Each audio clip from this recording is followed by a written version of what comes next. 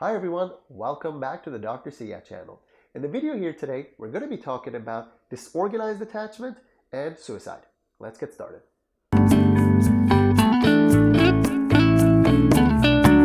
Right, before we get started, I just want to let you know, please don't supplant this video with any other health-related behavior that you should be doing if you have any form of suicidal or self-attacking kind of behaviors.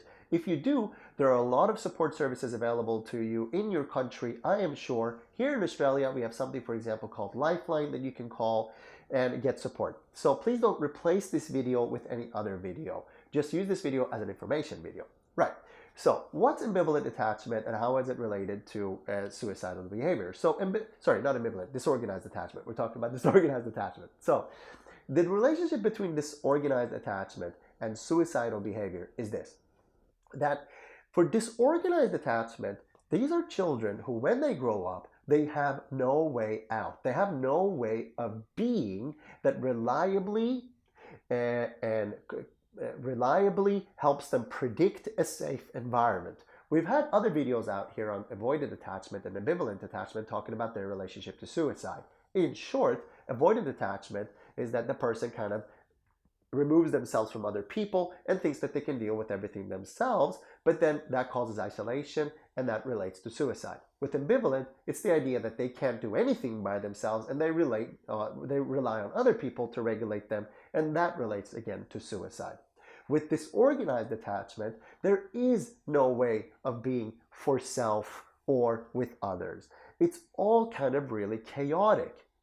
And in the midst of that chaos, the person with disorganized attachment will have ideas about self-harm, about suicide that are simply not true. They're just not logical, if you will. And I'll give you an example. An example is this. A patient of mine says to me, I used to get abused when I was a child, and so did my brother, right?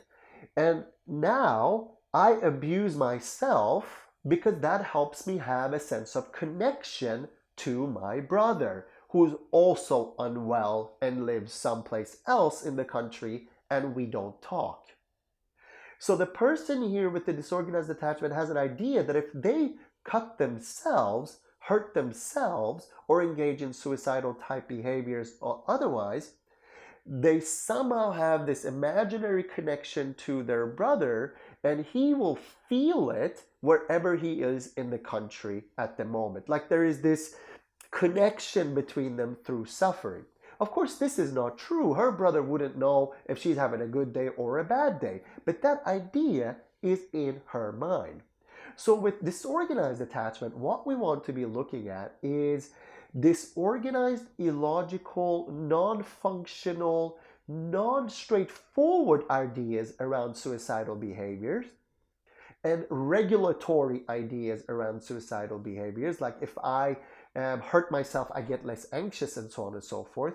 And that's the spot that we want to sit in, and that's the spot that we want to understand to help the person with disorganized attachment understand that their own suicidality, their suicidal behaviors actually does not do anything for anybody apart from hurt themselves.